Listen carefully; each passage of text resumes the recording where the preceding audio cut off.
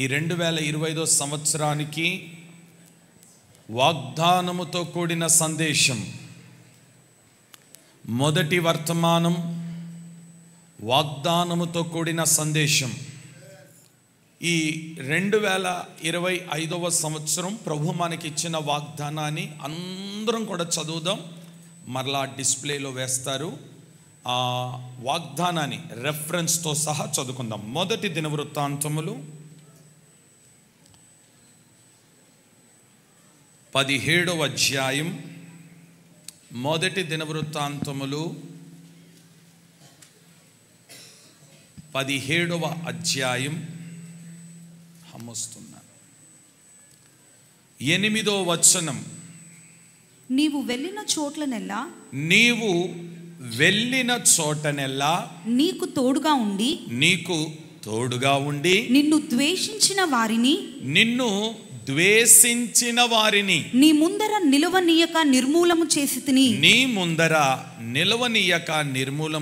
తిని లోకంలోని గనులకు కలిగి ఉన్న పేరు వంటి పేరు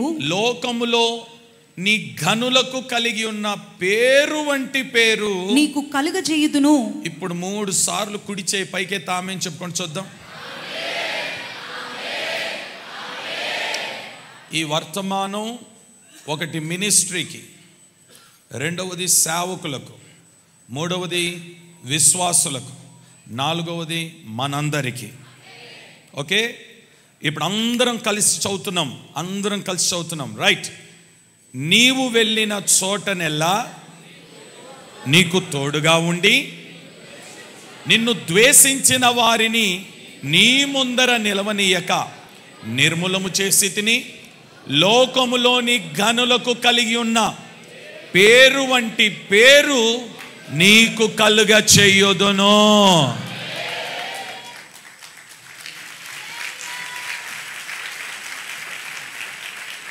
ప్రైజ్ ది లార్డ్. ఏమండి, అందులో చిన్న ముక్క చదివి భలే సంతోషపడిపోయినారు ఇంతకుముందు. దాంట్లో ఇంకా ఎంత విలువైన మాటలు ఉన్నాయి చూసినారా? లోకములోని గనులైన వారికి కలిగి ఉన్న పేరు వంటి పేరు నీకు కలుగజేయుదును. చూడండి, నాకు కలుగ చేస్తాడు అంటారా? అనండి, ఇంకొంచెం గట్టిగా అనండి. ఎవరికి? నీకే. ఈ సంవత్సరం కలుగ చేయబోతున్నాడు. ఈ సంవత్సరం ఇవ్వబోతున్నాడు. ఊహకు మించిన గొప్ప కార్యాలు మీరు చూడబోతున్నారు. ఇక్కడ రాయబడిన మాటలు మనం కొంచెం జాగ్రత్త గమనిస్తే, కీర్తనకారుడు భక్తుడైన దావీదు గురించి రాయబడిన మాటలు ఇవి. ఈ భక్తుడి గురించి ఈ మాటలు రాస్తూ అంటాడు, నిన్ను ద్వేషించిన వారిని నీ ముందర నిలవనీయక నిర్మూలము చేస్తాను. లోకములోని ఘనులకు కలిగి ఉన్న పేరు వంటి పేరు నీకు కలుగు. ఓ మాట చెప్తాను, వినండి. అబ్రహాం గారు గొప్ప పేరు దేవుడు ఇచ్చున్నాడు. అనేకులకు తండ్రి అని పిలువబడ్డాడు.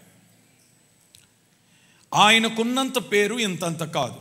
ఇక ఆయన గర్భములో పుట్టినాడు ఇస్సాకు. ఆ సంవత్సరము 100 ప్రతిఫలము పొందెను అని రాయబడింది. అంటే అబ్రహాముకు మించిన ఘనత ఎవరికి ఇచ్చినాడు? ఇస్సాకు. అది దాటి వెళితే యాకోబు చరిత్ర. యాకోబుతో ప్రమాణం చేస్తాడు, ఈ నేల, ఈ భూమి, ఇదంతయు నేను నీకు ఇవ్వబోతున్నాను అన్నాడు. అబ్రహాముకి ఇచ్చినాడు ఘనత. అబ్రహామును మించి ఇస్సాకుకి ఇచ్చినాడు. ఇస్సాకుకు మించి యాకోబుకి ఇచ్చినాడు. ఇంకా కొంచెం ముందుకెళ్తే న్యాయాధిపతుల్లో సంసోను అనే ఒక వ్యక్తి కనబడతాడు. ఆ సంసోను ఎంత గొప్ప చేసినాడో తెలుసా? ఆ దేశమంతా ఆయన పేరు చెప్తే వణికేటట్టుగా చేసున్నాడు. ఆయన నామాన్ని అంత గొప్ప చేసున్నాడు. ఇంతమందికి గొప్ప పేరిచ్చి ఇప్పుడు దావీదు గారి దగ్గరికి వస్తే అంటాడు, అబ్రహాముకు, ఇస్సాకుకు, యాకోబుకు న్యాయాధిపతులకు ఇచ్చిన పేరు కంటే మరి ఎక్కువ గొప్ప పేరు నేను నీకు ఇవ్వబోతున్నాను అన్నాడా? ఇప్పుడు అదే దేవుడు దావీదుతో అన్న దేవుడే ఇక్కడ నిలబడి నీతో నాతో ఏమంటాడంటే, అబ్రహాము కంటే గట్టిగా, ఇస్సాకు కంటే, అందరు నాతో పాటు, యాకోబు కంటే, న్యాయాధిపతుల కంటే, దావీదు కంటే నీకు నాకు మనకి గొప్ప పేరు కలగ చేయబోతున్నాడు. స్తోత్రం. ఇప్పుడు ఎవరు శ్రేష్ఠులు? మనమే. స్తోత్రం. ఇప్పుడు ఎవరు శ్రేష్ఠులు? మనమే. అక్కడ దావీదుతో అన్నాడు, ఇప్పుడు ఎవరితో అంటున్నాడు? మనతో అంటున్నాడు. ఇంతకీ దావీదు గురించి మనం కొద్దిగా లోతుగా వెళ్తే, నిన్ను ద్వేషించిన వారు నీ ముందర నిలవనీయకుండా నిర్మూలము చేస్తానన్నాడు. ఇంతకీ ఆ వాగ్దానం ఆయనతో చేయడానికి కారణం ఏంటి? కారణం ఏంటి? ఓ మాట చెప్పనా? ఈయన ఆ పైన చదివితే, నీవు వెళ్ళిన చోటనెల్లా నీకు, కొంచెం గట్టిగా, నీకు, ఇది చూడండి, నీతో పాటు నీ పిల్లలు రాకపోవచ్చు, నీతో పాటు నీ తల్లిదండ్రులు రాకపోవచ్చు, నీతో పాటు నువ్వు నమ్మిన నీ స్నేహితులు రాకపోవచ్చు, నీతో ఎవరి మీద గొప్ప ఆశలు పెట్టుకున్నావో వారు నీతో కూడా రాకపోవచ్చు. కానీ రాత్రి నీవు ఒక తీర్మానం చేస్తున్నావు, బ్రతుకున్నంత వరకు నీ సన్నిధిలో నేను నిలబడతానయ్యా అని అన్నావు. ఆ ఒక్క మాట కొరకు ఈ రాత్రి ఇక్కడికి వచ్చి నీతో అంటాడు, నీవు వెళ్ళిన చోటనెల్లా నేనే నీకు తోడుగా ఉండబోతున్నాను. నీ వెళ్ళే ప్రతి స్థలమునకు నేను నీకు తోబోటు రాబోతున్నాను. చెప్పరే గట్టిగా. ఈ రాత్రి నీతో కూడా వచ్చే దేవుడు, ఆయన పేరు నజరేయుడైన యేసుక్రీస్తు. నీతో కూడా రాబోతున్నాడు, నీ కుటుంబముతో కూడా రాబోతున్నాడు, నీ పిల్లలతో కూడా రాబోతున్నాడు, నీ పరిచర్యలో నీతో కూడా రాబోతున్నాడు, నువ్వు వెళ్ళిన చోటికెళ్ళ రాబోతున్నాడు, నువ్వు వెళ్తున్న ప్రాంతానికి రాబోతున్నాడు, నువ్వు వెళ్తున్న అరణ్యానికి రాబోతున్నాడు, నువ్వు వెళ్తున్న స్థలానికి రాబోతున్నాడు, నువ్వు వెళ్తున్న విదేశాలకు రాబోతున్నాడు. నువ్వెక్కడికి వెళ్తే ఈ రోజు నీతో ప్రమాణం చేసిన వాడు, నీతో కూడా ఆయన వచ్చునుగాక. వస్తాడట నీతో. ఆమేన్, ఆమేన్. ఈ సంవత్సరం వద్దులే, వచ్చే సంవత్సరం రండి అన్న వాళ్ళు ఒక హల్లెలూయా చెప్పండి. ఏం మాట్లాడరేటి? రమ్మంటారా? లేదయ్యా నాకు ఈరోజే ఇప్పుడే రావాలన్నవారు ఇప్పుడు ఒక హల్లెలూయా చెప్పండి. నాకు తెలుసు మీరు ఎందుకు హల్లెలూయా అన్నారు. ఆయన వస్తే, ఆయన నీతో కూడా వస్తే, ఆయన నీతో కూడా వస్తే, నిన్ను ద్వేషించిన వారు, నీ గురించి అసహ్యంగా మాట్లాడుకున్నవారు, నీ గురించి హేళన చేసిన వారు, నీ గురించి అపహాస్యం చేసిన వారు, నీ గురించి చెడుగా చెప్పుకున్నవారు, నీ గురించి చెడు ప్రచారం చేసిన వారు ఏమంటున్నాడు తెలుసా? అని చేస్తాను అంటలేడు, నిర్మూలమే చేస్తా, లేకుండానే చేసేస్తా, లేకుండా చేసేస్తా, నిర్మూలమే చేసేస్తాను, కనబడకుండా చేసేస్తాను. స్తోత్రం, స్తోత్రం. అంతటి దేవుడి రాత్రి నీవు వెళ్ళు చోటనెల్లా ఆయన వచ్చునుగాక. ఆమేన్ చెప్దామా గట్టిగా? బైబిల్లో దావీదు గారి గురించి మనం గమనిస్తే, ఒక 7 దేవునికి ఇష్టమైన మార్గాలలో నడిచినట్టు మనకు కనబడుతుంది. అందులో ఒక్క మాటనే చెప్తాను, జాగ్రత్తగా వినండి. అసలు దేవుడు దావీదుతో ఈ వాగ్దానం ఎందుకు చేసినాడు? నువ్వు వెళ్ళిన చోటనెల్లా నేను నీకు తోడుగా ఉంటా, ఇదిగో నీ గురించి ద్వేషించి నీకు విరోధంగా మాట్లాడిన వారిని నిర్మూలన చేస్తాను, నీ పేరు గొప్ప చేస్తాను అన్నాడు కదా. అసలు ఈయన గురించి ఎందుకు ఆ మాట అన్నాడు అనే విషయాలు 3 మాటలు చెప్తాను, జాగ్రత్తగా వినండి. దేవునికి స్తోత్రం కలుగును గాక. అమ్మలారా త్వరగా కూర్చోవాలా? కూర్చోమ్మా, ఎవరి మీద ఒక మీద కూర్చో. యేసు రక్తమే. కొంచెం గట్టిగా. రైట్. ఇప్పుడు వినండి. ఇజ్రాయేలు దేశమును మొదట న్యాయాధిపతులు పరిపాలించినారు, ఆ తర్వాత రాజులు పరిపాలించినారు. ఓకే, న్యాయాధిపతులు పరిపాలించినారు అదే దేశాన్ని, రాజులు పరిపాలించున్నారు. కానీ ఈ రాజు పరిపాలనలో ఎంత విశేషం అంటే, ఆ గొప్ప దేశంలో, అంత పెద్ద రాజ్యంలో ఓ చిన్న ఊరుంది, ఓ చిన్న ఊరు. న్యాయాధులు పరిపాలించినప్పుడు ఆ ఊరిని ఎవడు పట్టించుకోలేదు. పనులు మనకెందుకు దరిద్రం అనుకున్నారు వాళ్ళు. ఆ న్యాయాధిపతుల తర్వాత సౌలు రాజు వచ్చినాడు. ఆయన కూడా దాని జోలికి పోకపోవడం మంచిదని అనుకున్నాడు. అసలు మనకి ఎందుకు ఆ గొడవ ఎందుకు అనుకున్నాడు. ఈయన రాజు అయిన తర్వాత ఈయన దృష్టి అంతా ఎక్కడుందో తెలుసా? ఆ చిన్న స్థలాన్ని, ఆ చిన్న పట్టణాన్ని నేను స్వాధీనం చేసుకుంటా అంటున్నాడు. ఆలకీలకున్న తేడా చూడండి. ఆలు రాజులే, ఆలు న్యాయాధిపతులే. ఆ చిన్న ఊరే మనకెందుకులే, దరిద్రం, దాంతో పెట్టుకోవడం ఎందుకు అనుకుంటున్నారు వాళ్ళు. అనుకున్నారు, వదిలేసినారు దాన్ని. దావీదు మాత్రం ఆ చిన్న ఊరు నేను వదలను, ఖచ్చితంగా ఆ ఊరు నేను స్వాధీనం చేసుకుంటాను, ఆ పట్టణాన్ని నేను స్వాధీనం చేసుకుంటాను, ఆ ఊరు నాకు కావాలి. ఆమె చెప్తామా గట్టిగా అని చెప్పి, వింటున్నారా? ఓ రోజు సైన్యాన్ని తీసుకొని బయలుదేరినాడు. ఎవరు? దావీదు గారు. ఎక్కడికి బయలుదేరినాడు? ఆ చిన్న ఊరు పట్టుకోవడానికి. చెప్పండి, ఏ ఊరు పట్టుకోవడానికి? ఆ చిన్న ఊరు. గట్టిగా చెప్పండి. ఆ చిన్న ఊరు పట్టుకోవడానికి వెళ్తే ఈ దారిలో పరిగెత్తుకుంటూ వచ్చింది ఒక గుంపు. రాజా, ఎక్కడికి వెళ్తున్నారు మీరు? ఇదిగో, ఈ దేశంలో నా ముందున్న రాజు, ఆ న్యాయాధిపతులు ఎవరు కూడా ఆ ఊరును పట్టించుకోలేదు, ఆ ఊరును అందరూ వదిలేసినారు, నాకు ఆ ఊరు కావాలన్నాడు. వాళ్ళు ఏమన్నారో తెలుసా? అయ్యా, మా మాటేనండి, దయచేసి వాళ్ళు వదిలేసినట్టు మీరు కూడా వదిలేయండి, దాని జోలికి వెళ్ళబాకండి. అక్కడ యెబూసీయులు ఉన్నారయ్యా.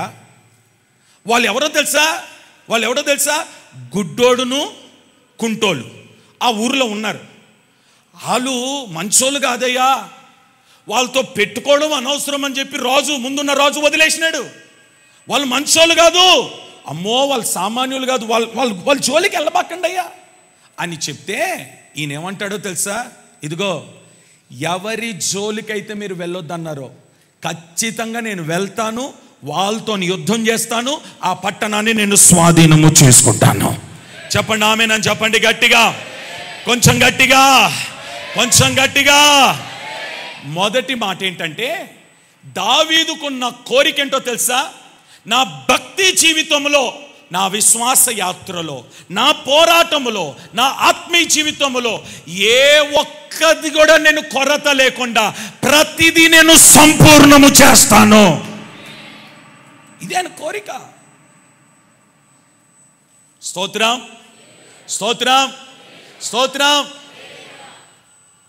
కొంతమంది పాతవారు ఏమంటారు తెలుసా? డేవిడ్ రాజయ్య గారి ప్రసంగాలు విన్నాంలేయ్యా, యేసన్న గారి ప్రసంగాలు కూడా విన్నావు, కానీ నడుచుకుంటున్నావా? వింటున్నావు, మంచిదే, నడుచుకుంటున్నావా? నేను అంటాను, సౌలు రాజే, న్యాయాధిపతులు కూడా ఇజ్రాయేల్ దేశాన్ని పరిపాలించినారు. ఇంతమంది ఉండి ఆ చిన్న దాన్ని వదిలేసినారు. ఆ చిన్న దాంట్లోనే ఉన్నారు గుడ్డోడు కుంటోళ్ళు. నేను అంటాను, నీ భక్తి జీవితంలో, నీ విశ్వాస యాత్రలో, నీ పోరాటములో, నీ ఆత్మీయ నడకలో, నువ్వు వెళ్తున్న ఈ ప్రయాణంలో అదేముందిలే, చిన్నదేలే, అదేముందిలే, పట్టించుకోకపోయినా పర్లేదు అని అనుకుంటే కుదరదు. ఈ 2025వ సంవత్సరము నీ శత్రువులను, నీ విరోధులను, నిన్ను దూషించిన వారిని దేవుడు లయము చెయ్యాలి అని అంటే ఆ ఒక్క చిన్న దానిని కూడా వదలొద్దు, ప్రతిదీ కూడా సీరియస్గా తీసుకో. దానిని నువ్వు స్వాధీనము చేయి, దాన్ని స్వాధీనం చేయి. అన్నీ బాగున్నాయి, ఏమండి, అంతా బాగుంది, ప్రార్థన బాగానే చేస్తున్నావు, మానక కానుకలు వేస్తున్నావు, మందిరానికి వస్తున్నావు, ఏమండి, భక్తి చేస్తున్నావు, చక్కగా తెల్లబట్టలు వేసుకుంటున్నావు, అంతా బాగానే ఉంది. ఇంకా సినిమాలు మానలేదు కదా, ఇంకా సీరియళ్ళు మానలేదు కదా, ఇంకా పాపపు వ్యసనాలు మానలేదు కదా, ఇంకా నీ సెల్ ఫోన్లో కొన్ని అక్రమ కార్యాలు ఉన్నాయి, అవి మానలేదు కదా. నీ భక్తి జీవితంలో కొన్ని దుష్టుడు నిన్ను ఎదుర్కొని నిన్ను పాడు చేస్తున్నాడే. ఆ చిన్నదాన్ని ఈరోజు వదలాలను. ఆ చిన్నదాన్నే వదులు, ఆ చిన్నదాన్నే వదులు. దావీదు అంటాడు, వాళ్ళు వదిలేసినారని నేను వదిలిపెట్టను. నేను ఏదేమైనా సరే ఖచ్చితంగా దాన్ని స్వాధీనం చేసుకుంటా. నా గుడ్డోడితో కుంటోడితో నేను పోట్లాడతాను అంటాడండి. హల్లెలూయా. ఆ మాటకు వచ్చేటప్పటికి ఇప్పుడు దేవుడేమంటున్నాడో తెలుసా? కొడక, ఎవ్వరు చెయ్యని దాన్ని నువ్వు చేస్తున్నావు గనుక నీవు వెళ్ళిన చోటెల్లా నేను నీకు తోడుగా ఉంటాను. నీ విరోధంగా చేసిన వాడిని నీ చేతికి అప్పగిస్తాను. నీ పేరు నేను గొప్ప చేస్తాను. అందుకని వాళ్ళ పేర్లు వినబట్టలేదు, ఇప్పుడు ఎవరి పేరు వినబడుతుంది? ఎందుకో తెలుసా? ఆ ఒక్క చిన్నదాన్ని కూడా విడిచిపెట్టలేదు. ఈ రాత్రి ఏ చిన్నది నిన్ను ఇబ్బంది పెడుతుందో, నీ భక్తిని పాడు చేస్తుందో, నీ విశ్వాసాన్ని పాడు చేస్తుందో, నీ పరిశుద్ధతను పాడు చేస్తుందో, అది అసూయ అయి ఉండొచ్చు, కుళ్ళై ఉండొచ్చు, కపటమై ఉండొచ్చు, విరోధ భావమై ఉండొచ్చు, శత్రుత్వమై ఉండొచ్చు, త్రాగుడై ఉండొచ్చు, పాపపు వ్యసనాలై ఉండొచ్చు, వ్యభిచారమై ఉండొచ్చు, త్రాగుడై ఉండొచ్చు, ప్యాకెట్లై ఉండొచ్చు, ఏదైనా సరే ఆ ఒక్క చిన్నది ఏముందులే అని అనుకోవద్దు. ఈరోజు ఆ ఒక్క చిన్న దాని మీద మనం యుద్ధం చేద్దాం. ఆ ఒక్క చిన్న దాని మీద యుద్ధము చేద్దాం. ఆ ఒక్క చిన్న దాని మీద మనం పోరాడదాం. ఆ ఒక్క దాని మీద నేను పోరాడతాను అని ఈ రోజే నువ్వు తీర్మానం చేస్తే, ఈ రోజే నీకు మాట ఇస్తున్నాడు, నీవు వెళ్ళిన చోటల్లా నేను నీకు తోడుగా ఉండబోతున్నాను. స్తోత్రం చెప్పండి గట్టిగా, కొంచెం గట్టిగా. ఆ ఒక్క చిన్నది ఆయన ఎందుకు పట్టించుకుంటాడులే, వదిలే అంటావా? వదలడు. ఎందుకో తెలుసా? నేను ప్రకటిస్తున్న యేసయ్య పరిశుద్ధుడు, ముమ్మాటికి ఆయన పరిశుద్ధుడు, ఆయన పరిశుద్ధుడు, ఆయన పరిశుద్ధుడు. ఈరోజు ఆ పరిశుద్ధుడు ఏమని కోరుతున్నాడంటే, ఆ ఒక్క చిన్న దానిని ఏం చేయి? చెప్పండి చెప్పండి చెప్పండి చెప్పండి చెప్పండి. ఏం చేయాలా? విడిచిపెట్టు, విడిచిపెట్టు. ఓ మాట చెప్తాను, వినండి జాగ్రత్త. యాకోబు, రాహేలు, లేయా ముగ్గురు బయలుదేరినారు. ఎక్కడికి బయలుదేరినారు? బేతేలుకు బయలుదేరినారు. బేతేలుకి వెళ్ళేటోళ్ళు బేతేలుకి వెళ్ళాలి కదా, మధ్యలో ఎందుకు టెంట్ వేసుకున్నారంటావు? నేను అంటాను, వాళ్ళు వేయలేదు ఆ టెంటు, దేవుడే వేయించినాడు ఆ టెంటు. ఎందుకు వేయించినాడంటే, నానా నీతో పాటు ఆ ఒక్క చిన్నది వస్తుంది, అది కానీ వస్తే నువ్వు బేతేలుకు నువ్వు కూడా చేరవు. నువ్వు చేరాలనంటే ఖచ్చితంగా నువ్వు ఇక్కడ ఆగాల, నువ్వు ఆగాల. ఆపినాడు. ఆపిన తర్వాత, ఇప్పుడైనా నీ భార్య కొంచెమైనా మారు మనసు పొందుతాదేమో, కొంచెమైన అవకాశం ఇద్దామని తండ్రిని రేపినాడు. తండ్రి వచ్చినాడు, ఏమ్మాయి బొమ్మలేమని తెచ్చినావా? అప్పుడైనా మారు మనసు పొందుంటే ఆహా బేతేలుకి వెళ్ళిపోయేదే. కానీ అప్పుడు కూడా మారు మనసు పొందలేదట. అప్పుడు కూడా తండ్రితో పొంకేసింది, అబద్ధం ఆడేసింది, ఎంట పెట్టుకొని వెళ్ళిపోదాం అనుకుంది. ఎంట పెట్టుకొని వెళ్ళిపోదామని అనుకుందే కానీ దేవుడు యాకోబు జీవితంలో చేయబోతున్న కార్యం ఏంటంటే, ఈ విగ్రహారాధనతో, ఈ చిన్నదానితో వీరు బేతేలుకు రాకూడదు. బేతేలు నా సన్నిధి, బేతేలు పరిశుద్ధమైన స్థలం, బేతేలు దేవుని ఇల్లు, బేతేలు నేను నివసించే స్థలం, అక్కడికి వీళ్ళు రాకూడదు. యాకోబు, నువ్వంటే నాకు ఇష్టమే, కానీ నువ్వు ఎంట పెట్టుకొని వస్తున్నావే, ఆమె నాకు ఇష్టం లేదు. ఎందుకనంటే ఆ చిన్నది కూడా ఎంట పెట్టుకొని వస్తుంది అని చెప్పి దారిలోనే ఆమెను హతమార్చి చంపేసి ఇప్పుడు చెప్తున్నాడు యాకోబుతో, ఇప్పుడు లేచి బయలుదేరు. ఆమె కానీ చావకపోతే బేతేలు ప్రయాణం అక్కడనే ఆగిపోయేది. ఆమె చనిపోయింది, యాకోబు ప్రయాణం సాగింది. ఈరోజు ఆ చిన్నది చస్తే నీ ప్రయాణం సాగబోతుంది, నీ ప్రయాణం ముందుకు వెళ్ళబోతుంది. నువ్వు వెళ్ళవలసిన చోటికి దేవుడు నేను తీసుకొని వెళ్తాడు. వెళ్ళి నిన్ను తీసుకొని వెళ్ళే దేవుడు నీకు తోడై ఉండి తీసుకొని వెళ్ళబోతున్నాడు. వెళ్ళేటప్పుడు ఏమేం చేస్తాడో తెలుసా? నీ ముందర నిన్ను ద్వేషించిన వారు, దూషించిన వారు, అపహాస్యం చేసిన వారు, విరోధంగా మాట్లాడిన వారిని దేవుడే యుద్ధం చేయడం ప్రారంభిస్తాడు. చేసి ఎవ్వరికి లేని గొప్ప పేరు నీకు ఇవ్వబోతున్నాడు. ఆమేన్ చెప్దామా గట్టిగా? ఇప్పుడు చెప్పండి, మధ్యలో మనం వెళ్తున్న దారిలో దాన్ని ఏం చేయాలా? చంపాలా? ఆ చిన్నదాన్ని ఏం చేయాలా? చెప్పండి. దావీదు వదిలిపెట్టినాడా దాన్ని? అమ్మా చెప్పండి అమ్మా, వదిలిపెట్టినాడా? ఒకటి. రైట్. ఇప్పుడు ఎక్కడికి వెళ్ళినాడు? యెబూసీయుల దేశంలో నివాసులై ఉండగా అక్కడికి వెళ్ళినాడు. ఆ నివాస స్థలానికి వెళ్ళినాడు. ముందే చెప్పినారు వాళ్ళు ఎవరెవరు ఉన్నారు అక్కడ. అమ్మ కొంచెం చెప్పండి. ఇప్పుడు వాళ్ళ గురించి చెప్పిన మాట ఏంటంటే నేనే చదువుతున్నా చూడండి. 5వ అధ్యాయం 8వ వచనంలో, యెబూసీయులను హతము చేయువారందరూ నీటి కాలువపైకి వెళ్ళి దావీదునకు హేయులైన, అండర్లైన్ చేసుకోండి అన్నమాట, హేయులైన. ఎవరిలు? ఈ గ్రుడ్డివారు, ఈ కృంటివారు ఎవరనంట? దేవునికి హేయమైన వారు. చెప్పండి అందరు గట్టిగా. కొంచెం మాట్లాడండి అమ్మా, ఇంకొంచెం గట్టిగా చెప్పండి. ఇప్పుడు హేయమైన దానిని దావీదు ఏం చేయాలనుకుంటున్నాడంటే హతము చేయాలనుకుంటున్నాడు. ఏం చేయాలనుకుంటున్నాడు? ఇంకొంచెం గట్టిగా చెప్పండి. ఆ హేయమైన వాటిని ఏం చేయాలనుకుంటున్నాడు? హతము. ఈరోజు గుడ్డితనం, కుంటితనం అర్థమవుతుందా? వాక్యమంతా వింటున్నాం కానీ ఇంకా గుడ్డితనంలోనే ఉన్నాం. దేవుని మందిరానికి వెళ్ళి వాక్యం విని బలపరచబడాలని ఆశ ఉంది కానీ లేచి నడవలేకపోతున్నాం. కానీ ఓ మాట అంటావు, నేను లేస్తే అని అంటావు. ఏమంటావు? ఏడలేస్తావు నువ్వు? ఉన్నదేంటి? నీ పేరేంటి? కుంటోడివి. లేస్తే సరే లేరా? లేగడు. ఎందుకంటే ఆడు ఎవడు ఎంటోడాడు? కొంచెం గట్టిగా చెప్పండి. ఇప్పుడు మాట చెప్పనా, ఇక్కడ కూర్చున్న మీలో చాలామంది కుంటోళ్ళు ఉన్నారు. ఉన్నారా లేరంటారా? లేరు అన్నవారు కలియలి చెప్పండి. అయితే మీరు అంతా కుంటోలేనా? ఉన్నారు అన్నవారు కలియలి చెప్పండి. మీరు మహా తెలియగల వాళ్ళు. అదేదో నువ్వే చెప్పుకోవచ్చు కదా, అంతే కదా? చెప్తానేనండి. 2024 సంవత్సరం ఒక్క ఆదివారం కూడా డుమ్మ పెట్టకుండా వచ్చిన అన్నవారు చేతులేదో కలియలి చెప్పండి. వచ్చినారా? అందరు వచ్చినారా? ఒక్క ఆదివారం కూడా మిస్ కాలేదని చెప్పండి చూద్దాం. ఇప్పుడు మిస్ అయిన వాళ్ళు ఎవరు? కొంచెం గట్టిగా ఏంటి?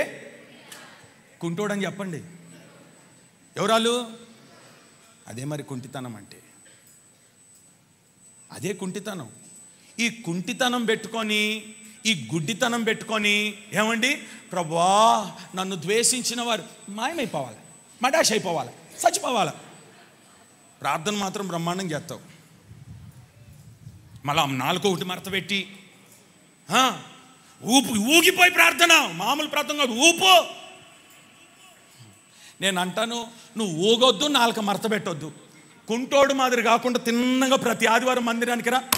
నేను ద్వేషించిన వాడిని దేవుడు యుద్ధం చేస్తాడు వారి మీదకి.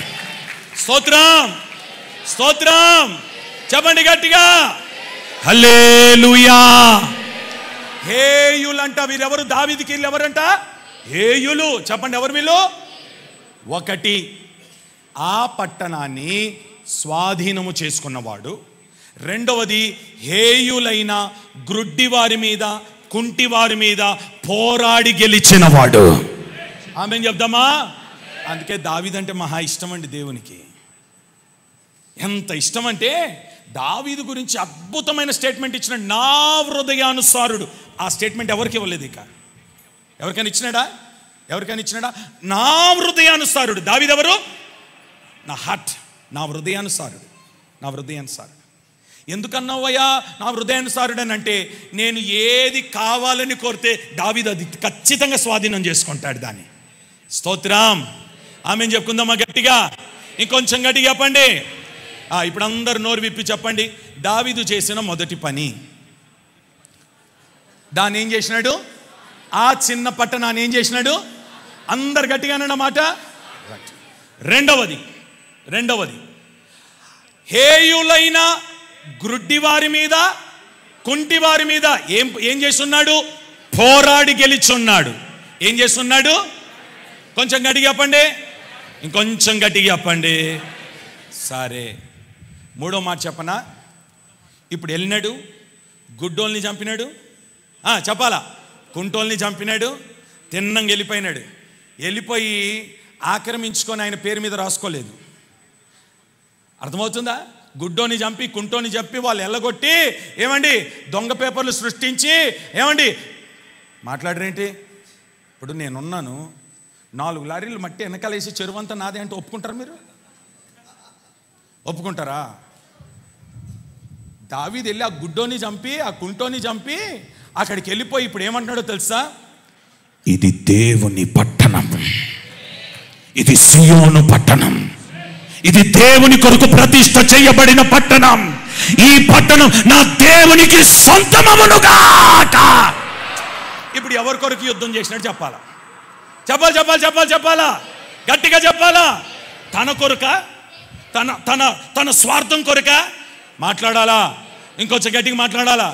ఇంకో మాట చెప్పనా? ఇక్కడున్న స్థలాలన్నీ కొనేస్తున్నాను.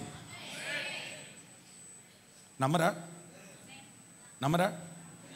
వచ్చే సంవత్సరం చూడండి, ఈ చర్చ అటు పొడిగిస్తాను. స్తోత్రం. ఎవరి కొరకు? ఇంకొంచెం గట్టిగా, ఎవరి కొరకు? నేను ఎవరు పని చేస్తున్నాను? దేవుని పని చేసినోడికి దేవుడు ఇవ్వకుండా ఉంటాడా? మీరు ఎవరు పని చేయాలా? మీరు దేవుని పని చేసి చూడండి, మీకు ఏం కావాలో దేవుడు మీ కొరకు సమకూర్చబోతున్నాడు. ఈ సంవత్సరం మీరందరూ దేవుని పని చెయ్యుదురుగాక, దేవుని పట్టణాన్ని కట్టుదురుగాక, దేవుని రాజ్యము కట్టుదురుగాక. ఓ గట్టిగా చెప్పాలా? ఖాళీగా ఉన్నావా? వారంలో ఒకరోజు సెలవు దొరికిందా? అవకాశం దొరికిందా? అర్థమవుతుందా? తిన్నంగా వెళ్ళిపో మందిరానికి. అయ్యా, నేను దేవుని పట్టణం కట్టడానికి వచ్చినాను, మోకరించు, ప్రార్థన చేసుకో, పరిచర్యలో పాలు పొందు. నువ్వు దేవుని పని చేస్తా ఉండు, నీ కొరకు మోయబడిన ద్వారాలన్నీ దేవుడు తెరవబోతున్నాడు ఈ 2025లో. చెయ్యి, దేవుని పని చెయ్యి. చెప్పండి, ఏం చేయాలా? ఖాళీ దొరికింది అనగానే రాఘవేంద్ర హోటల్లో, బజేరా హోటల్లో, బవర్చి హోటల్లో, ఏ హోటల్లో తింటే బాగుంటుందో ఎతకబాకండి. మానేయండి, అవన్నీ పక్కన పెట్టండి ఈ సంవత్సరం. స్తోత్రం. ఇప్పుడు ఎక్కడ చూడ అయ్యే కనబడుతున్నాయి మండీలు. ఏంది ఒకే ప్లేట్లో కుక్కలు తిన్నట్టు, ఇస్తరాకులు చింపుకున్నట్టు నలుగురు వేసి వాయమ్మా, ఏం తిండిరా బాబా అది? మండిని అండిని రండి చేస్తుంది అంతా. యేసు రక్తమే. మానేయండి. ఈ సంవత్సరం దేవుని పట్టణం కట్టుదుముగాక. చెప్పాలి, ఏ పట్టణం కట్టాలా? దావీదు ఇంత కష్టపడి యుద్ధం చేసినావు, అసలు దేని కొరకు యుద్ధం చేసినావు? ఒక మంచి మాట చెప్పనా? దావీదు ఆ పట్టణాన్ని దేవుని పట్టణంగా మార్చడానికి ఏమండి చూడండి ఎంత కష్టపడ్డాడో తెలుసా?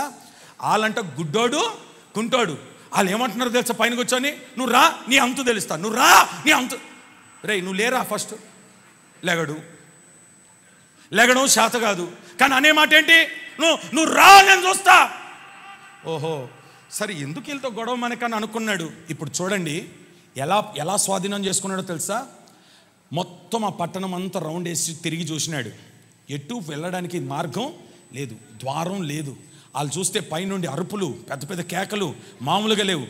నెమ్మదిగా చూసుకున్నాడు, ఎక్కడి నుండి వెళ్తే బాగుంటుంది? సరే, ఆ పట్టణములో నుండి వేస్ట్ వాటర్, డ్రైనేజ్ వాటర్, మురికి కాలవ ఎక్కడి నుండి పోతుందో వెతుక్కున్నాడు. వెతికితే వాళ్ళ మైండ్ అంతా ఎలాగుందో తెలుసా? రహదారి మీద ఉంది. దావీదు గారి మైండ్ ఎలాగుందో తెలుసా? వీళ్ళు రహదారి మీద దృష్టి పెడుతున్నారు కనుక నేను రహదారిలో నుండి వెళ్ళకూడదు, మురికి కాలువలో నుండి వెళ్ళి ఆ పట్టణాన్ని స్వాధీనం చేస్తా.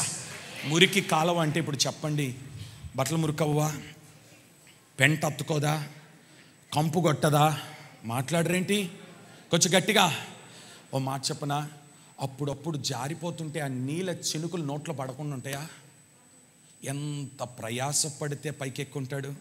దేని కొరకయ్యా దావీదు, ఎందుకయ్యా ఇంత ప్రయాస నీకనంటే, నాకొద్దు, అది సియోను పట్టణం అవ్వాలి, అది దేవుని పట్టణం అవ్వాలి, అక్కడ యెరూషలేము అనే మందిరము కట్టబడాలి. ఏం కోరిక అండి! యెరూషలేము మందిరము కట్టడానికి మురికి కాలువలు ఏరుకొని పైకి వెళ్ళినాడండి. ఎంత ప్రయాసపడ్డాడు, ఎంత కష్టపడ్డాడు, ఎంత ప్రయాసపడ్డాడు. ఓ మాట చెప్పనా, జాగ్రత్తగా వినండి, జాగ్రత్తగా వినండి. డేవిడ్ రాజు గారు, రెబెక్కా డేవిడ్ రాజు గారు ఈ యెరూషలేము అనే ఈ మందిరాన్ని కట్టడానికి రహదారిలో రాలేదు, మురికి కాలువలోనే ప్రయాణం చేసినారు వాళ్ళు. అర్థమవుతుందా? అర్థమవుతుందా?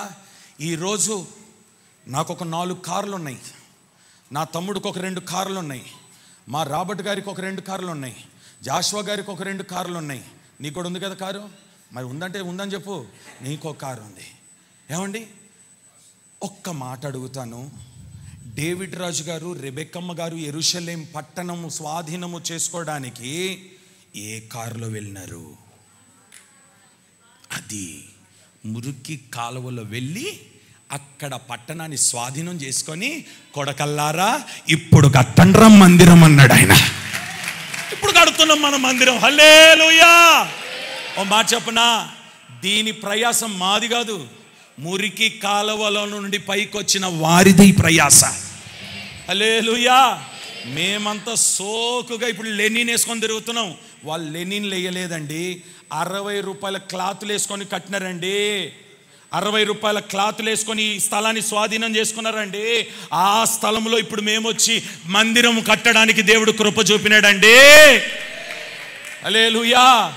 ఇంకొంచెం గట్టిగా చెప్తారా? డేవిడ్ రాజు గారు ఒక్కలే కాదు, ఏసన్న గారి చరిత్ర కూడా అది. ఏమంటే ఆ బ్యాగు కొనుక్కున్నా నేను మొన్న చూసినారా? బ్యాగు చూసినారా?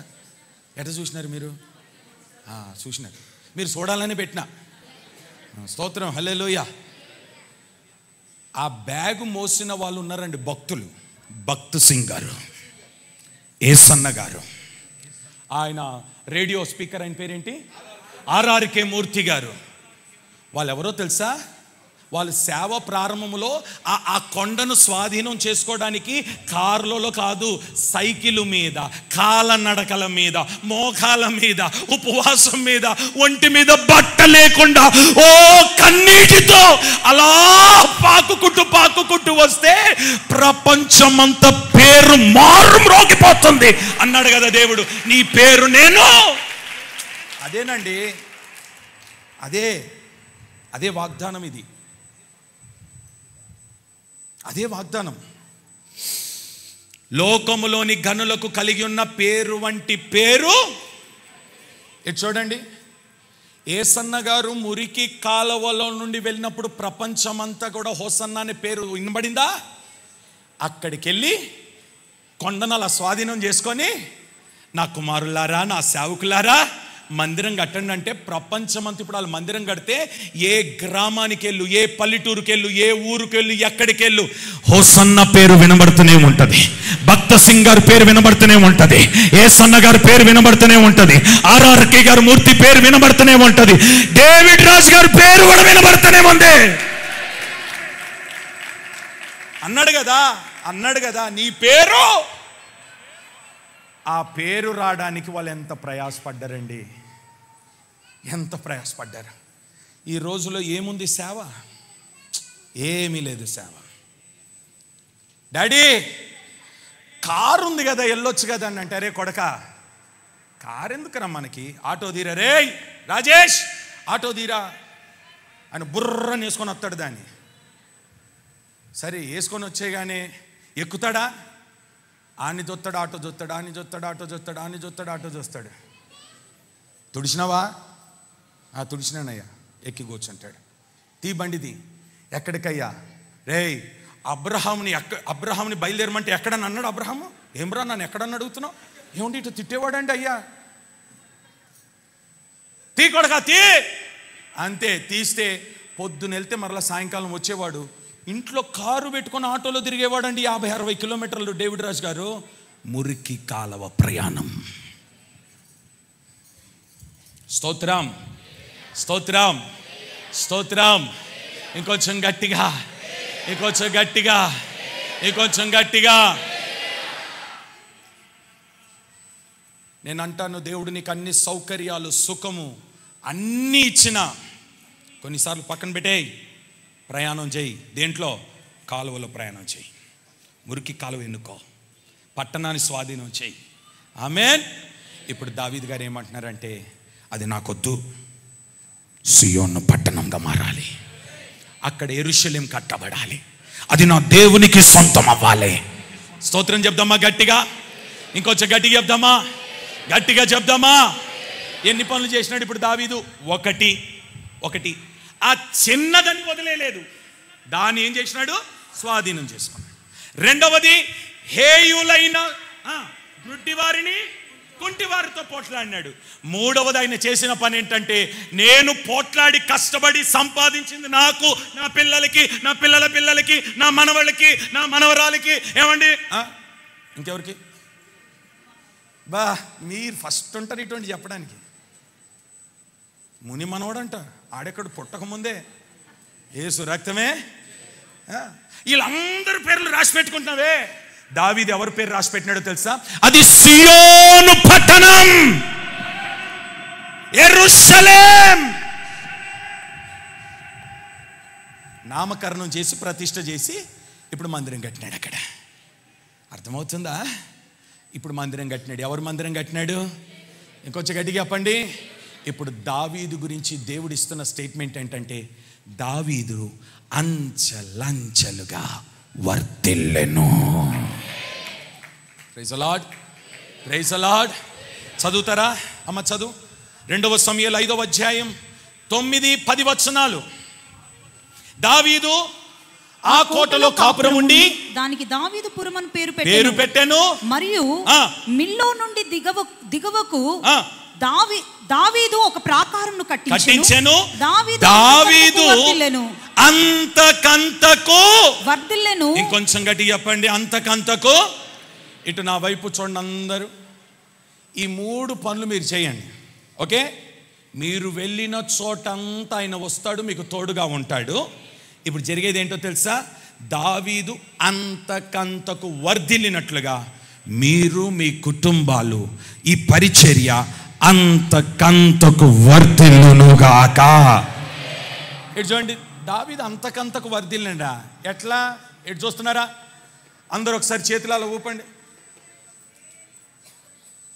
హల్లెలూయా చెప్పనా? ఇటు చూడండి, దావీదు ప్రారంభ స్టేజ్ గొర్రెల కాపరి. ఎవరండి ఆయన? అంతేనా? అంతేనా అమ్మా? చెప్పాలి, ఆయన అంతేనా? ఏంటైనా? రెండవది, ఆయన ఎవరో తెలుసా? ప్రమోషన్ వచ్చింది, ఆరాధికుడు. గొర్రెల కాపరి ఇప్పుడు ఏమైనాడు? ఎలా?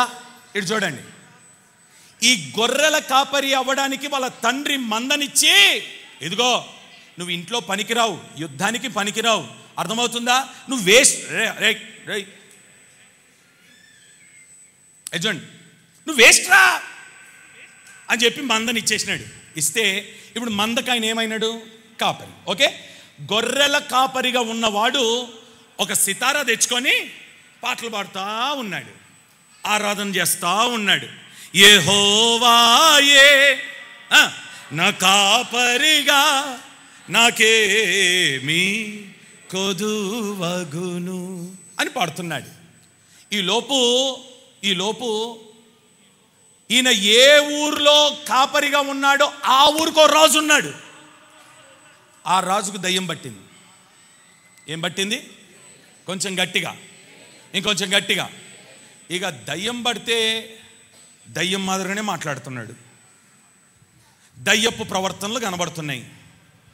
ఇదిగో మంచం మీద పడుకుంటే మంచం మీద లేచి ఎగురుతూ ఉన్నాడు. ఈలోపు ఒక వార్త అందింది. ఏంట వార్త తెలుసా? పలానా అరణ్యంలో ఒక పాటలు పాడేవాడు ఉన్నాడండి, ఆయన పాటలు పాడుతుంటే గొప్ప కార్యాలు జరుగుతున్నాయంట అని విని, దావీదు గారు, మా రాజుగారికి దయ్యం పట్టింది, మీ దగ్గర ఏమన్నా ఉన్నాయా అని అంటే, ఉన్నాయి అన్నాడు. సరే, వెంటనే ఈయన ఎత్తుకెళ్ళిపోయినారు. ఎక్కడికి? రాజుగారి ఇంటికి. రాజుగారి ఇంటికి ఎత్తుకెళ్ళిపోతే ఎటు చూస్తున్నారా? రాజుగారు అక్కడ బెడ్ మీద కూర్చున్నాడు, తందాన ఆడుతూ ఉన్నాడు. దేని మీద? బెడ్ మీద. ఈయన సితార పట్టుకొని కూర్చున్నాడు. ఎవరు? దావీదు. ఇప్పుడు ఏంటంటే అక్కడ ఈయన వచ్చింది దేని కొరకంటే ఆడికి పట్టిన దయ్యం కొంచెం గట్టిగా తలుపులు వేసేసినారు. అయ్యా నీకు దండం, ఆడిని వదిలితే మమ్మల్ని కొట్టేటట్టున్నాడు, ఆడు బట్టలు చింపుకుంటున్నాడు, అయ్యా ఆడు అసలు ఏం చేస్తున్నాడు కూడా మాకు అర్థం కావట్లేదు, నీకో దండం, నువ్వు ఏం చేస్తావో తెలీదు, ఆడికి దయ్యం పోగొట్టు, నువ్వు బయటికి రా అని చెప్పి పాపం ఈ చిన్నోడిని తీసుకొని వెళ్ళి దేంట్లో పడేసినారు? రాజుగారి గదిలో పడేసినారు. ఇప్పుడు ఈ చిన్నోడు ఆ దయ్యం పట్టినోడిని చూస్తూ ఉన్నాడు.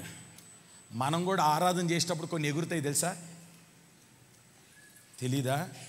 ఎప్పుడు దాంతో తన్నులు తినలేదా మీరు? తన్నులు తిన్న వాళ్ళని అడగండి. ఏసు రక్తమే రా, రేపు 12 రోజులు ఉపవాస పండుగలకు రా, అక్కడ చూపిస్తాం దయ్యాలు. ఏసు రక్తమే.